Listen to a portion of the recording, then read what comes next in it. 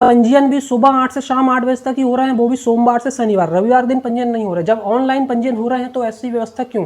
Online हो रहे हैं तो इसमें तो ऑल टाइम 24/7 ओपन रखना चाहिए था, हर दिन होना चाहिए था, और जिस भी समय युवा करे उस समय होना चाहिए था। लेकिन इसमें टाइम लिमिट सेट कर दी गई है, सुबह 8 से शाम 8, उसके बीच में पोर्टल बिजी रहता है, पंजीयन नहीं हो पाते हैं, बहुत से युवा परेशान है। सीखो कमाओ योजना लगभग आज से 1 मंथ पहले बहुत ही जोर शोर से लॉन्च की गई थी और उसका बहुत प्रचार प्रसार किया गया था, और इस योजना से युवाओं को काफ़ी उम्मीद थी कि इसमें उन्हें एक रोजगार मिलेगा और जो ट्रेनिंग मिलेगी, मंथली इनकम भी होगी। लर्न एंड अर्न मॉडल पे ये योजना लॉन्च की गई थी, सीखो कमाओ योजना। इस योजना में बुरी तरह फेल होती दिख रही है। रिपोर्ट जो है कि 30 लाख रजिस्टर्ड बेरोजगार हैं पूरे मध्य प्रदेश में, और इतने कम इसमें योजना में आवेदन होना ये बताता है कि इस योजना में युवा का इंटरेस्ट बहुत कम है, कोई इंटरेस्ट नहीं ले रहे। इतनी कम संख्या में आवेदन हुए हैं। जब 30 लाख बेरोजगार हैं तो 4 लाख के आसपास आवेदन हुए हैं, 5 लाख भी अभी पूरे नहीं हुए आवेदन।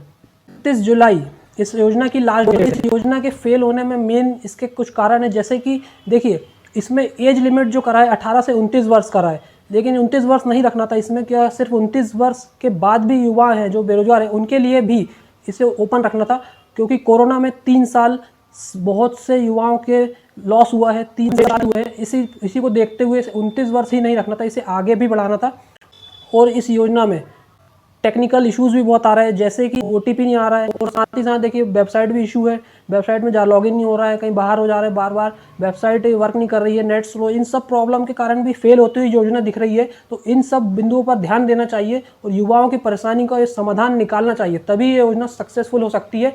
और क्योंकि इसमें युवाओं के पंजीयन भी बहुत कम हुए हैं, प्रतिष्ठान के पंजीयन भी कम हुए हैं, इससे कारण ये योजना फेल होती हुई दिख रही है। अगर इसमें समय पे सुधार नहीं किए गए तो ये योजना ज़्यादा दिन नहीं चल पाएगी, बंद हो जाएगी। युवाओं की समस्याओं का समाधान होना चाहिए इसमें, और आगे से इसमें वेबसाइट में प्रॉब्लम ना आए, पंजीयन अच्छे से हो, वेबसाइट लॉगिन करने में प्रॉब्लम ना हो, OTP में, सभी चीज़ों के समाधान होना चाहिए।